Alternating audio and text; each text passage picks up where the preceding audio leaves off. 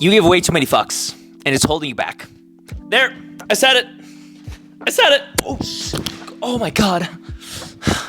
That's what I'm talking about, okay? You are giving way too many fricks about what people think about you. I know, because I used to do it too, okay? So I'm gonna talk to you guys. I'm gonna give you guys a little something. I'm gonna talk about 3 things that help me give less of a fuck, okay? And I hope it's gonna help you too. Now, there's a phrase that I always like to say. It's do or die, don't or die. Either way, you're gonna die.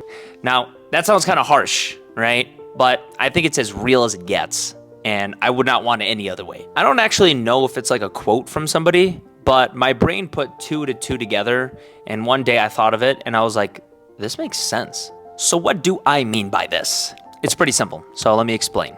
You do what you want to do in life, okay? You pursue your goals, relationships, passions, etc.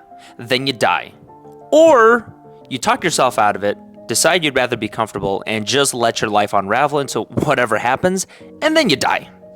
In reality, most of the little things that we think about and problems that we have are on the little tiny scale of the grand scheme of everything. And even if something big happens, most of the time, we can't do anything about it. It's out of our control. For those of you guys that have been watching my videos, you know I make some pretty crazy videos sometimes.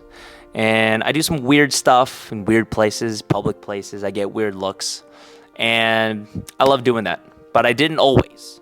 So there was a time where I would start making these video ideas and I'd go crazier and crazier and be like, well, what if I do this? What if I wear my Speedos? And I'm like, well, dude, like I'm going to be walking around. People are going to look at me freaking weird in that. And then that's when I adopted the principle of do or die. Don't or die. Well, if I do it, I get a sick video, even if people look at me weird. At the end, I get the result that I want. Or I can kind of listen to my brain and kind of just be like, maybe I don't have to make a video like that. It might be weird. And then we'll never really know what happens because I didn't do it. You're never really going to know what's going to happen if you don't do it. So you might as well do it because if you thought about it, you want to do it. As a person, life gets a lot easier when you realize you don't have control of what happens around us. What I'm saying here is whether we like it or not, good things and bad things are going to happen to us no matter what. Because if you live your life worrying about what you can't control, you're not going to have a fun life. And hey, I don't know about you, but I want to have a good life. I'm trying to chill. I'm trying to vibe, okay? I'm not trying to worry about dumb things and then get stressed out and then we're going to die anyway. I want to have a good time. We got to take the situation we've been placed in. The advantages and disadvantages that have been given to us from what we were born into. An example that I like to think about for myself is, for me, I'm a Filipino-born American, right? So my parents came here many years ago. You know, I didn't grow up super wealthy or anything like that, but I did have all the necessities I needed, and they worked very hard. My parents worked very hard to give a good education, good upbringing for me. But just across the ocean in the Philippines, there are a lot of people literally same age as me that were born at the same time, but they didn't get what I got. They're literally over there scavenging for food, for rice on a daily basis, just literally trying to survive. But if you go and travel over there and you look at those people, you talk to them, you can see them with literally a smile on their face, even though they're starving, fucking starving. Because they choose, even though they were born into this life and it's very difficult, they choose to see the bright side of it and provide for their family and for themselves. And that's what it's about, baby. Fuck what everyone thinks. Literally. You know, it's been said many times, you know, don't give a fuck what people say, like this and that, like don't care. And it's true. I mean, the thing is, you have to harness it from within yourself. Basically, look at it in this aspect. You know, those people are not in charge of your happiness. You're in charge of your happiness, right?